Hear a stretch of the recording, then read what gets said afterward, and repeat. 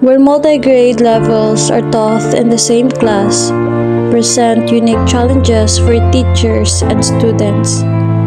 How can teacher overcome hindrances? How can teacher cater individual needs, abilities, interest, and level of intelligence? In multi-grade class, understanding and addressing these differences is crucial for creating effective and inclusive learning environment. How multi-grade class should be implemented? Let the exploration commence. So before we start, let's have our prayer first. Jonah, can you lead the prayer?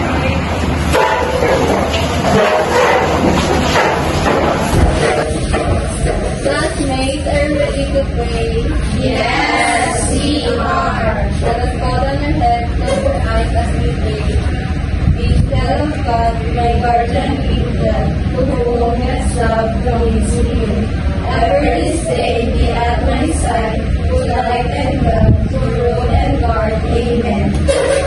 Glory to the Father, the Son, and the Holy Spirit. Amen. So please sit down and relax. So good morning, children. Good morning, Miss Chica. So how are you?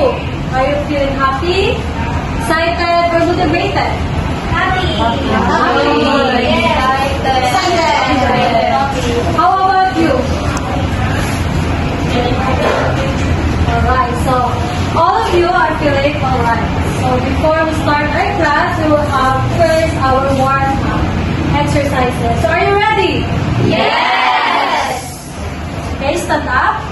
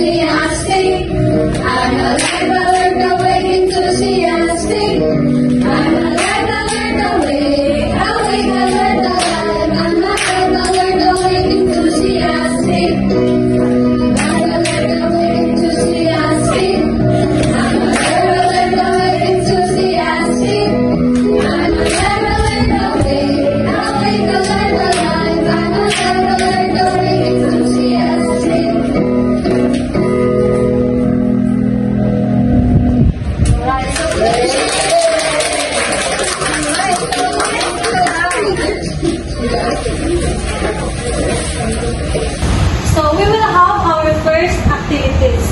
I have here different cards with different numbers. So this is for the group 1, which is the grade 5, and group 6 for the group 2.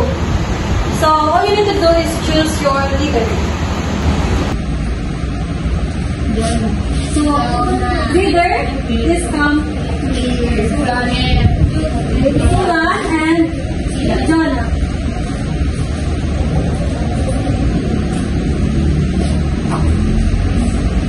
So what are you going to do? So you have 8 different numbers. Ito na?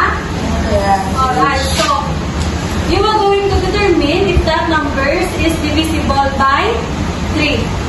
And after that, you will paste on the board. If it is divisible by 3 or not.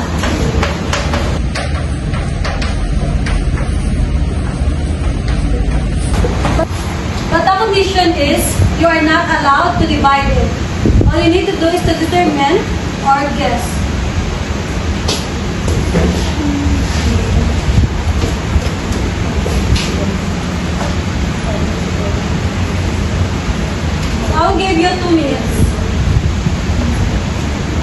discuss your work to your members.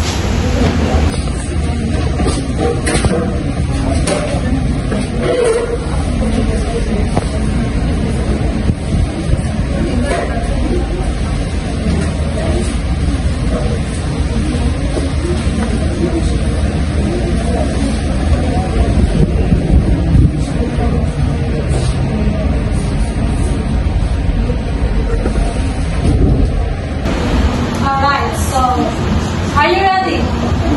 Yes. So choose the participants to paste your cards on the board.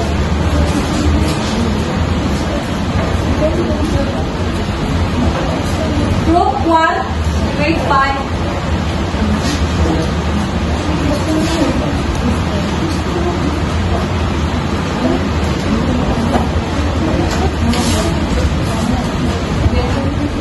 And then group 6.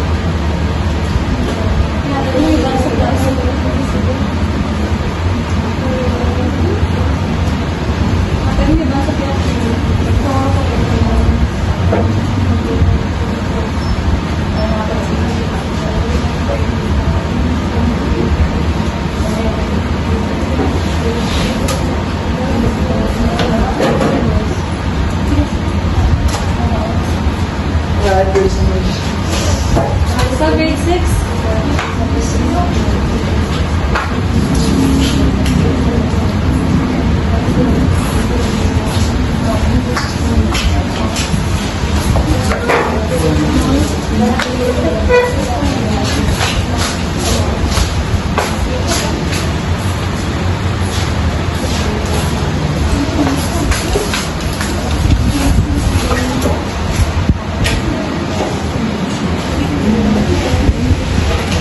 That's all?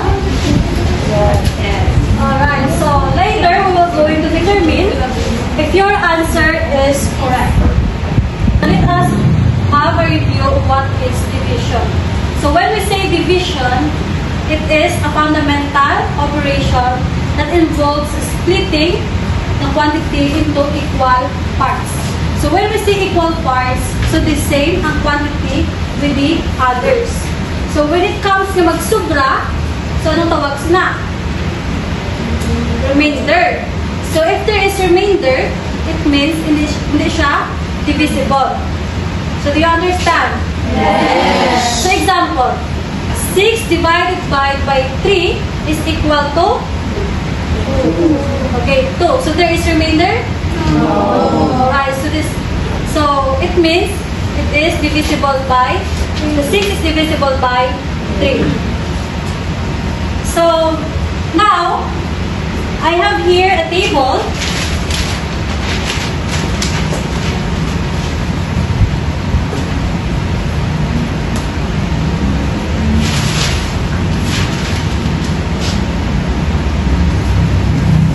So I will give you 2 minutes to formulate your rules based on your observation. So you're going to study this for 2 minutes, and then I will going to ask you, I will pick someone to answer my questions. Alright? Yes. Like 2 minutes.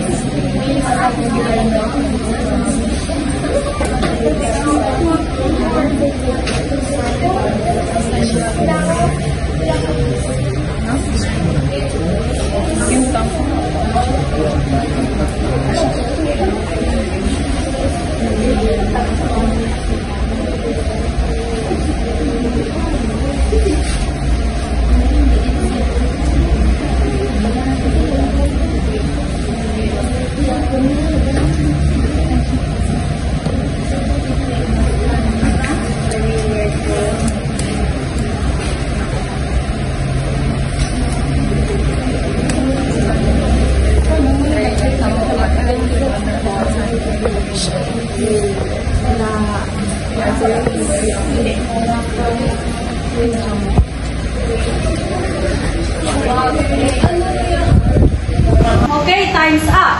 So based on your observation, so what do you notice about the number that is divisible by 3? How about the digits? When you add. So anyone, can you formulate a rule based on your observation? Anyone? Jana. Nang miss akong pag-insundin, bale A plus mo ang isang ang tanan sa side. For example, ang 12 plus mo 1 plus 2. Tapos, kung ang sum niya 3, kung i-divide mo sa 3, dapat wala sa isang remainder. So, number dapat. Okay. Yes, anyone? Okay, Genevieve. So, for me, miss, if each digit is if we add mo, ang iyang sum is pwede na-divide sa 3, ang wala remainder, ang muna siya ang divisible by 2. Very, very good. So all your answer is correct. So, divisible by 3, if you add all digits, no remainder. So example, as what Jonah said, 1 plus 2 is equal to 3. Is it 3 divisible by 3? Yes. Because there's no remainder. Right, so 29 divisible by 3 or not? No. Why? Remainder. Because when you add 2 plus 9 is equals to 11. 9 remainder siya ka? So, 36, 3 plus 6? 9. So, divisible or not? Yes. Divisible because when you divide 9, so 3 is equals to 3. So, wala remainder. Next one. 4 plus 5. 45. So, 4 plus 5? 9. 9 divided by 3 is? 3. So, yes. Next one. 5 plus 1 equals 6. 6 divided by 3 equals 2. So, the answer is? Yes. 1 plus 4 equals 5. 5 divided by 8 equals 1. Remainder 2. No. 109. It means 1 plus 0 plus 9 is equals to 10. 10 divided by 3 equals 3. Remainder 1.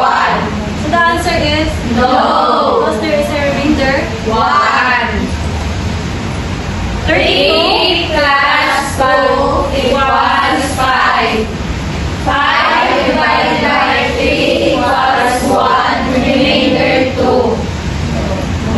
No. 1 plus 0 plus 2 equals 3. 3 divided Yes. 1 plus 1 plus 1 equals 3. 3 divided by 3 equals 1. Yes. Why yes? By 1 Alright, so we will go to check your activity. So, the number 14, is it divisible or not? No. So, correct? Yes. How about the number 29? No. So, it is not divisible by 3. So, correct. And 32?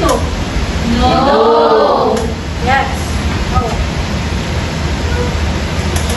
So, number 12, is it divisible by 3?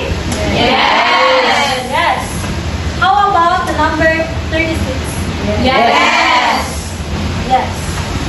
Okay, so the group 5 got the perfect score, which is 5/5.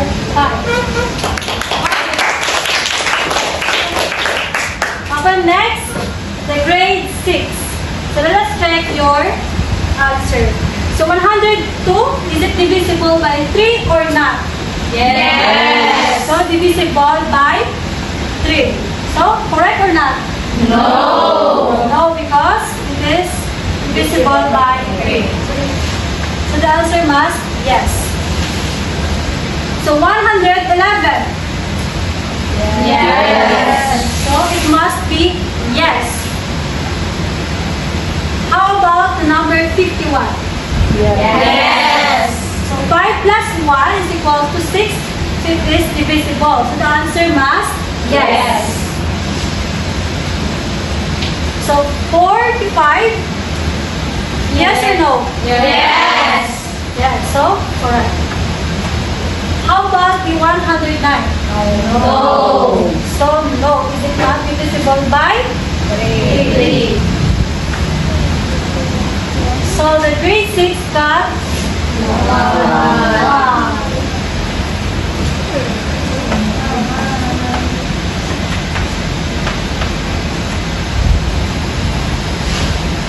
So the grade 5 got the perfect score, which is 5/5.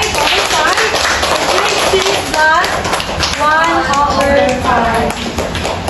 So the grade 5 win the activity. So confidence.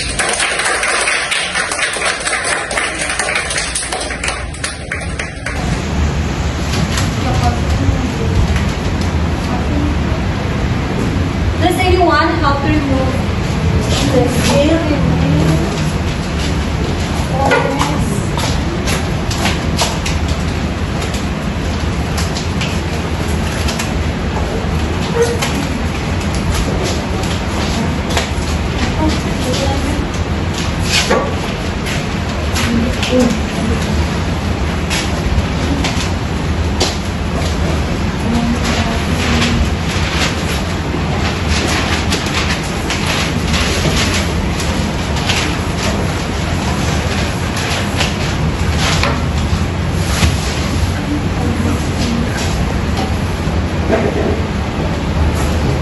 So now, we will going to work on several examples so that you will going to understand it deeper. So example number 1.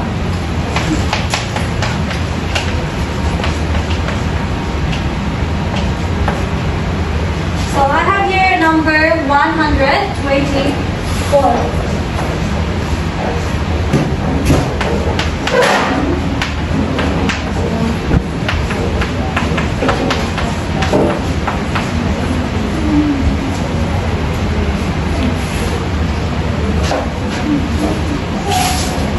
All you need to do is to add the digits, alright?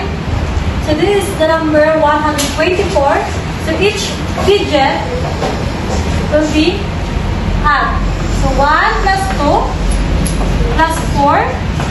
So 1 plus 2, 3. plus 4, 7. okay, it's equal to 7. So 7 divided by 3, is it? The answer is consists of remainder or nothing? Remainder. Okay, so the answer is 2. Remainder 1. 1. Alright, so next example.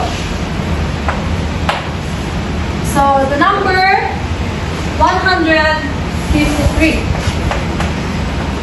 So who can answer?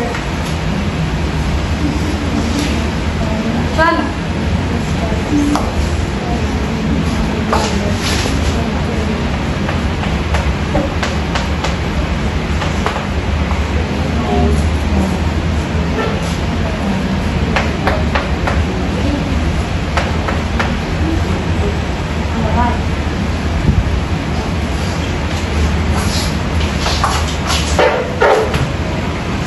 Is it divisible or not? Yes. Okay, yes, it is divisible. Because when you add 1 to 5 and 3, the answer is 9, which is 9 is divisible by 3. So number 3, or third example. We have 4 plus, 4, okay, 45. So who can answer? Agiri.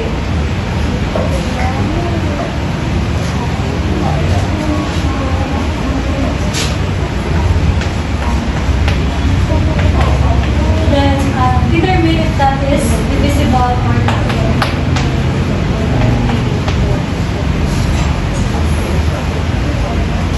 Determine if that is divisible or not.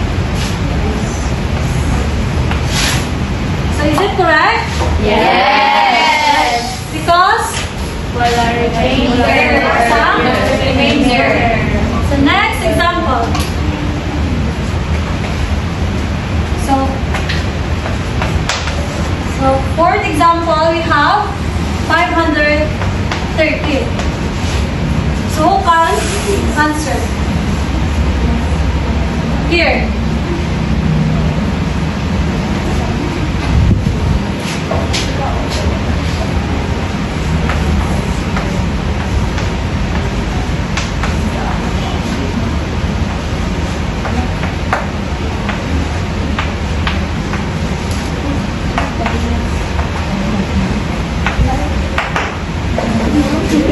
Okay, very good. So 513 is divisible by 3 because there is no Remainder.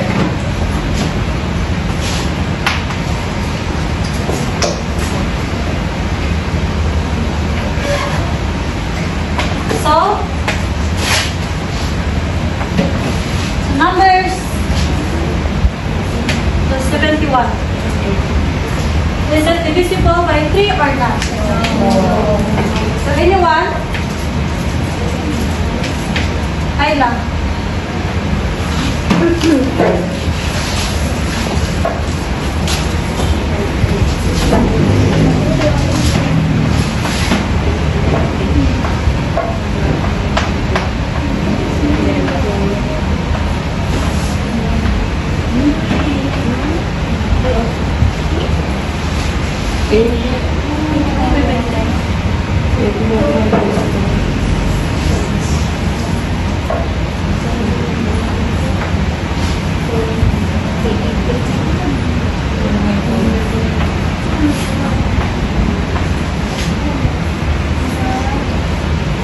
So is that correct? Yes. So 71 is divisible by 3 or not? No. Why? Remainder. Okay, so when we follow the rules of divisibility, so the 7 plus 1 is equal to 8. And 8 divided by 3 is 2. So there is a remainder of 2, which is not divisible by 3. So alright. So now we will have another example, which is the application of divisibility when it comes to word problem.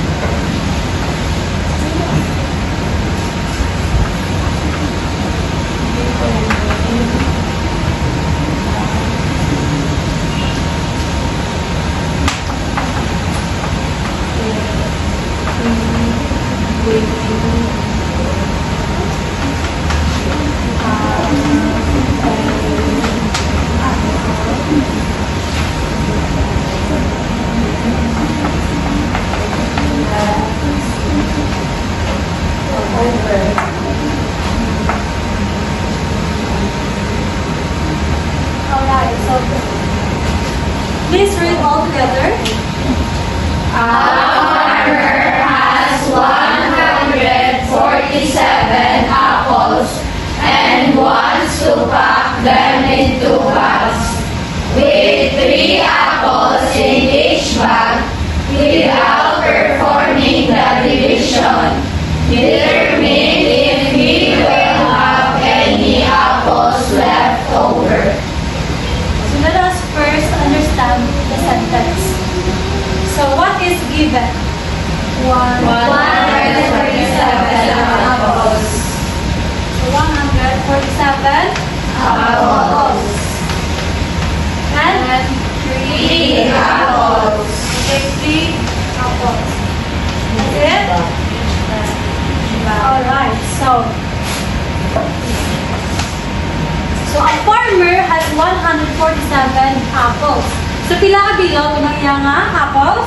147. Okay, so ang farmer may aral sa kuno 147 ka apples and wants to pack them into bags. So anong himuon niya? Okay, so ipack niya sa diin. So with 3 apples in each bag, so sa kada bag, dapat may aral 3 ka apples. So without performing the division, determine if he will have any apples left over. So we will not going to divide it, but we will use the divisibility rules. So again, what is the rules of divisibility by 3? Add all the digits and divide the sum. Alright, so add all the digits and the answer will be divided into 3. So kung may sobra or may remainder, it means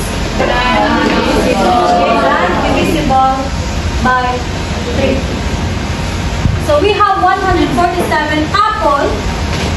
So, ang 147 apples na, ibutang na siya sa bag, di ba? Tapos, sa isa na kabag, dapat may harap 3. So, anong operation ang gamitin ta? Ha? Okay, division. So, why is it? Again? Magpamarti, partida siya. So, 147 divided by 3. Can we just solve it? Just one glance? Can we solve? No. So we will perform the divisibility rules, which is okay, 1 plus 4 plus 7 equals 12. 12. Then the answer will be divided by 3 equals 4. So, divisible or not? Divisible. Alright, so, there is a remainder or wala? Wala. So, may leftover kung wala? Wala. Since nga, kung ipartidahan mo sa 3, ang 147 apples, or isa ka bago mo 3 ka apples, which means, wala sa may nasubra. So, tadan, equal ang nila nga, partida. It means, wala sa leftover. So, the answer is? 4. What is the question? A farmer has 147 apples and wants to pack them into bags. With 3 apples in each bag, without performing the division, determine if he will have any apples left over. So, what is the question? Ano na pangalan niya? So, may ala o wala? Wala. The answer is? No. So, the answer is no. Because, ang tanan, kung down mo sa equal. Pag wala sa remainder or sobra. So, it means there is no leftover. So, clarifications about this? None. So, any questions regarding this topic? None. Okay, so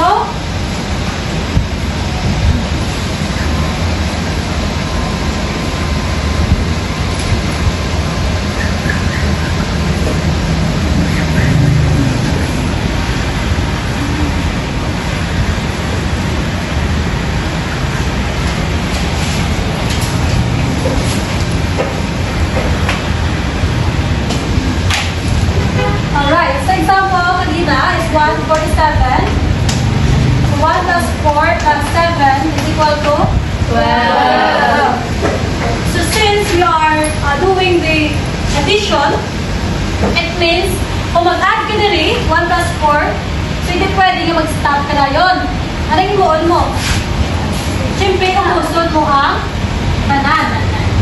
Ay hindi pwede nga mahamba ka ng 1 plus 4, hindi ma-stop ka na, ay i-divide mo sa 3. Is it right? So ano yung hamba is, kung gusto mo add all digits. That's why all digits must be added. So after that, this answer is 1. We will divide by 3. Since we are looking for division of 3.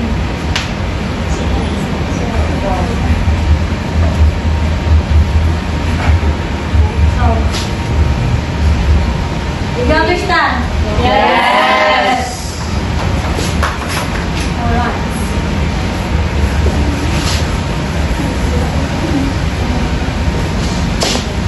So since that you understand our topic, let us have our post activity. So all you need to do, from our grade grouping, this is the group 1, the grade 5, the group 2, which is the grade 6. So, sa group 5, we will count your members. And then, the same with grade 6, count all your members. And then, decide if that is divisible by 3 or not. Then explain your answer. So, you can collaborate and discuss your answer. And have the participants to explain the answer. So, please count your members.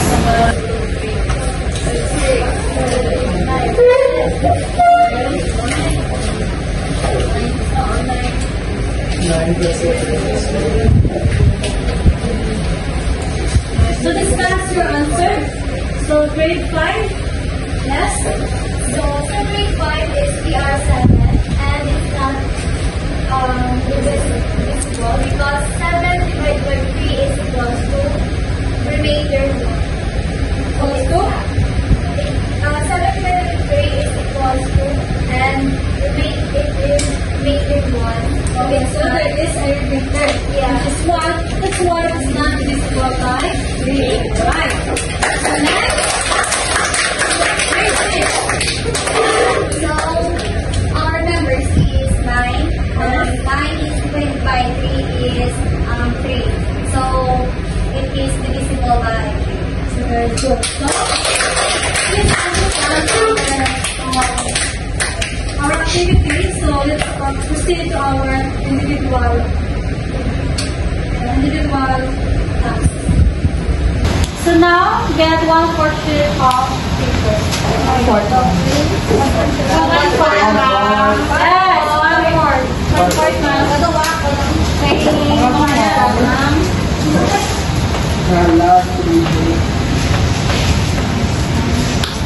Lang ko piyon. No. Lang 1/4. Namun, always dapat memang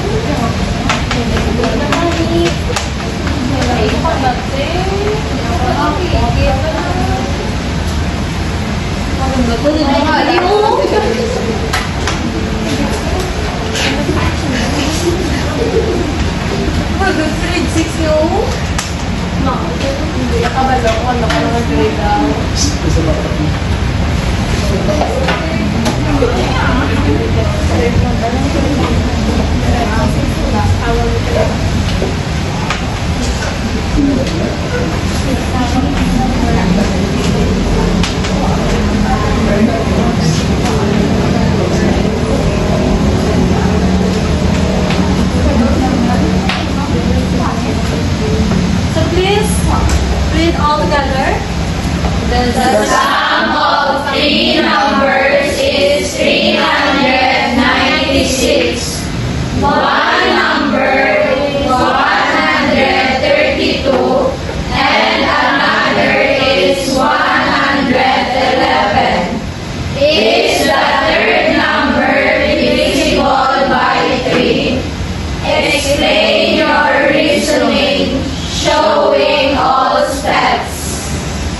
Okay, so you have only 3 minutes to answer. So are you done?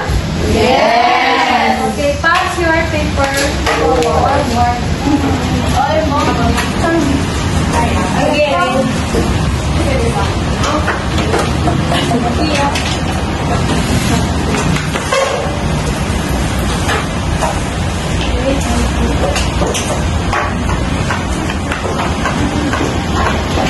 So please read, everyone.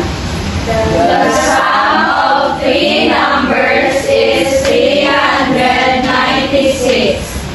One number is 132 and another is 111. Is the third number divisible by 3?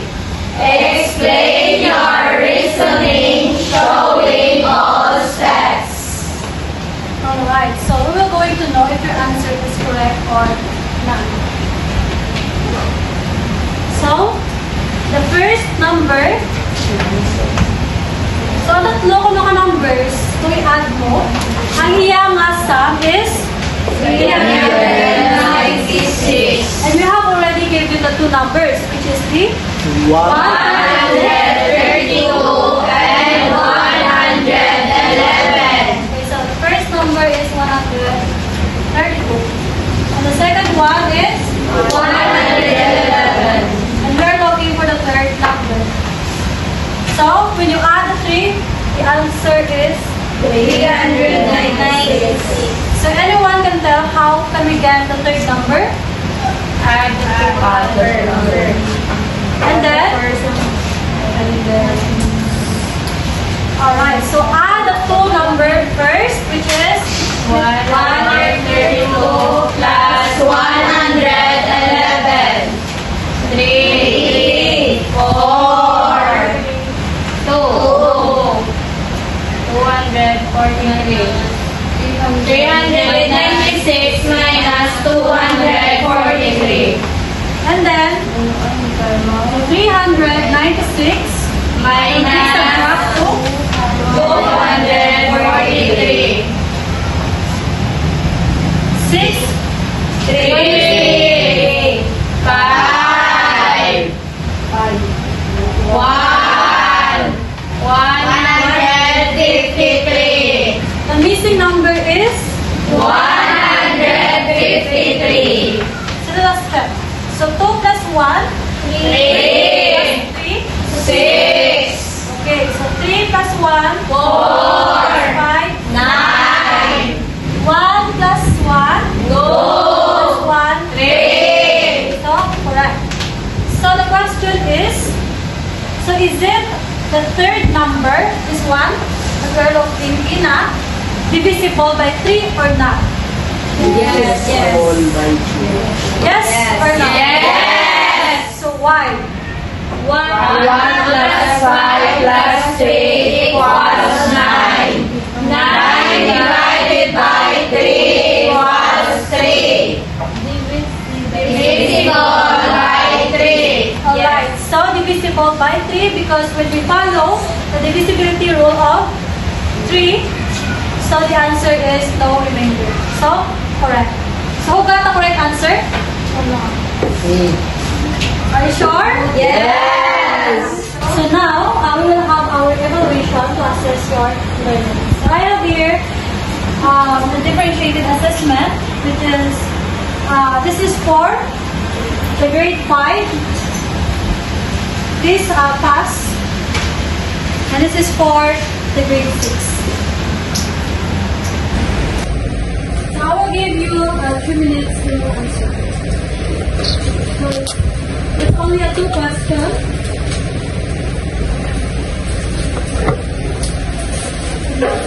So avoid cheating, guys.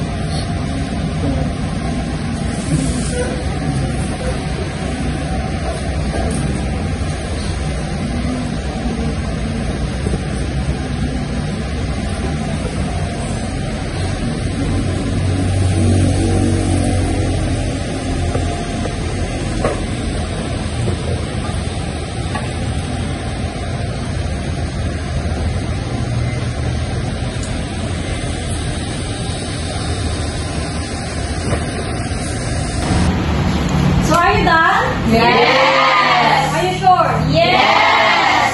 Raise your paper. Your pen? Alright, so as an exit ticket, so that will serve as your exit ticket, which means hindi ka makagawa without that. Yes. Alright, so first row, this one. So first, row sa down.